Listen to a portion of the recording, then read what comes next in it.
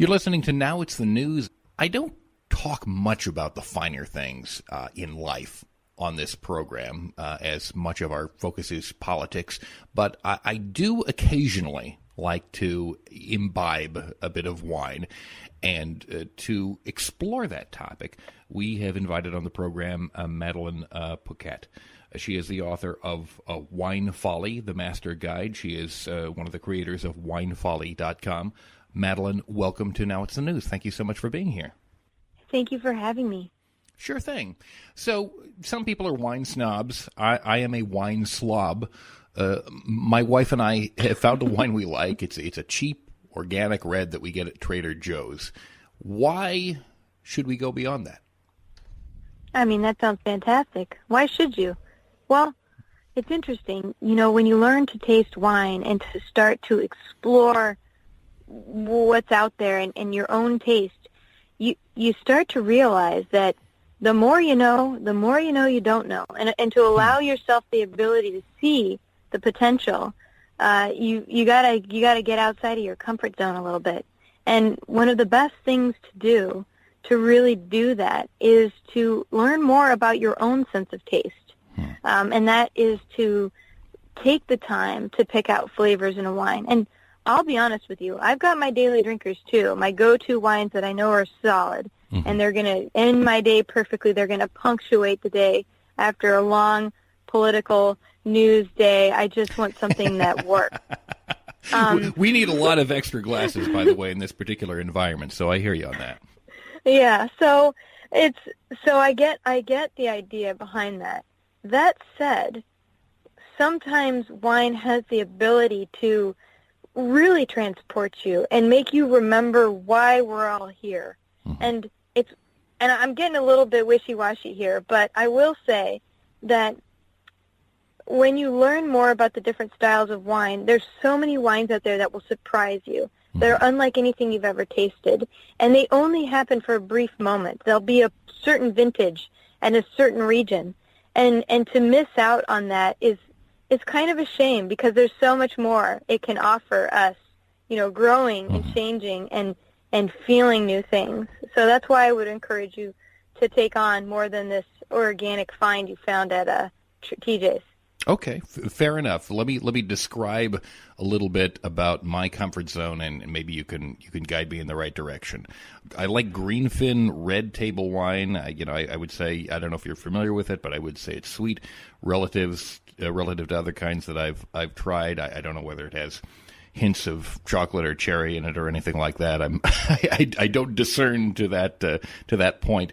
What other varieties would you suggest based on that? Based on what you're describing, it's probably a blend. Do you know what country it's from? Have you ever looked at the label and seen what country? It's a California wine. I believe it is. I'm going to have to double check, but if I'm remembering correctly, it's somewhere near the foothills of the Sierras. Got it. Okay. So based on what you're describing here, it's possible that it's a Zinfandel blend. There's a lot of Zinfandel growing over there. But it might have some other stuff in too to add a little bit more boldness. It's likely that you like hot, warmer climate wines based on this really rudimentary assessment. Sure. Here we are. We know you want warmer climate wine. We know you like maybe a little bit of spice, because Zinfandel's got some spice, and so does Amador County, so do the Sierra foothills. They've got a little bit more of that smoky spice in their wines. So I might recommend a grape variety, if you've got the book. There's a grape variety called Alicante Bouchette. Okay. It grows in Portugal. It is a very strange grape, because not only does it have red skins, it also has red flesh. So it's called a chinchilla grape. It's very bold. It's super smoky, and they grow it quite well in the Alentejo and Tejo regions of Portugal, and it's very affordable. I think I've picked up I think it's called like the Lab or something like that. It's got a little dog on the label. I think I picked it up for like $8 or $12, and this wine knocked my socks off. So you can do pretty well for pretty cheap. Okay.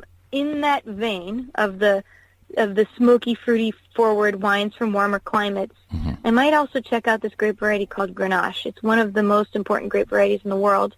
Okay. It grows in warmer climates, southern France, In Spain, they call it garnacha, and it's worth investigating. It's a magical wine. It has a little bit higher alcohol, but it has this amazing fruity quality, raspberries, a little bit of smokiness, lots of fun to taste, goes with so many different types of foods. So we got some wines for you if you want. Excellent. No, and I'm looking at the Alicante Bouchette here, and I'm seeing black cherry, blackberry bramble, black plum. That does seem to tie into the general sense that I get with regard to the wine that I like. So I'm going to seek that out, and I'm going to give it a try. Look at that page. At the bottom of the page, you see there's some also try. Right. Okay. Yeah. Check out those grapes too. Got it. Okay. These Zinfandels on the list. We got Syrah, Petite Syrah, Monastrell, so Zinfandel. There we go. Okay. Perfect. All right. That sounds excellent. Okay, thank you so much. I appreciate it, and I'm gonna give that a shot. We're speaking with Madeline Puckette. She is the author of the Wine Folly Master Guide, Magnum Edition. She's one of the creators of winefolly.com. There's a bunch of stuff that we hear about wine and resveratrol, and maybe this isn't your bailiwick, but I want to give it a shot. The health effects, whether it can help your heart. So do you think I'm really going to be able to reduce my cardiologist bill by drinking wine every day, or does the Napa Valley just have a really good marketing department? There's been several studies that are actually on human trials that have shown, actually one of the biggest studies was with men, and they tested red wine on men for a period of time. Mm-hmm. And if you're in a serious state, you should probably get dealcoholized red wines. Mm-hmm. But if you just want to have a glass or two of wine a night, and no more than that, as a gentleman, you will see results. And this is red wines with high tannin, polyphenols. This is where the antioxidant properties are. And tannin is actually the thing a lot of people don't like in wine. It's the bitterness. It's the astringency in wine. But if you find wines with higher tannin, if you're going for the health thing, let's get serious. Okay. We're really trying to do that. You want to look out for bold, high tannin wines, grape varieties like Tannat, Cabernet Sauvignon, that sort of thing are going to have lots of robust, bold tannin, and that's the stuff that actually keeps your cardiologist described it to me. It keeps your veins loose. Got it. It just keeps them, loose and kind of stretchy, and that's what you want, is stretchy veins. Got it. Okay. Interesting. So it sounds like I may have to go beyond the Zinfandel, but cabs, I've had some of those that I like, and I think there is a cab variety of Greenfin, which is my favorite, so I can maybe start with that in terms of the health effects. Another one of the really interesting things that you've included in this book is a map of wine growing regions throughout the United States. And I'm fascinated to see how many of them there are. Obviously, quite a few in California. A surprising number, and a lot of territory in Oregon, where I'm from, in our neck of the woods. And looked like there were a couple of places in New Jersey as well. Is it true they really grow wine in New Jersey? And does it have a turnpike bouquet, perhaps? It's got the turnpike bouquet. I was surprised. New Jersey makes some pretty good wine. And you know what they make? They've got some really great Cabernet and Merlot varieties there that do quite well. It is, I think it's called the Garden State. So they're gardeners there, so they know how to grow grapes. And the best wines come from the best grapes. So if you get your growing good, you're going to make great wine. And in Oregon as well, Oregon's got some fantastic, delicious wines. And they're very obsessed with agriculture there, too. So these are the regions in America we're going to figure out how to make the best wines, and I'm excited to see where it goes. That's awesome. Like we're in Southern Oregon. Yeah, I mean, it really is so easy to find excellent wineries around here, and we do visit some from time to time. We're in the Rogue Valley, but we head out to the Applegate Valley every once in a while. Ooh, have you been to Cowhorn yet? I have not been to Cowhorn. I've been around there a bunch.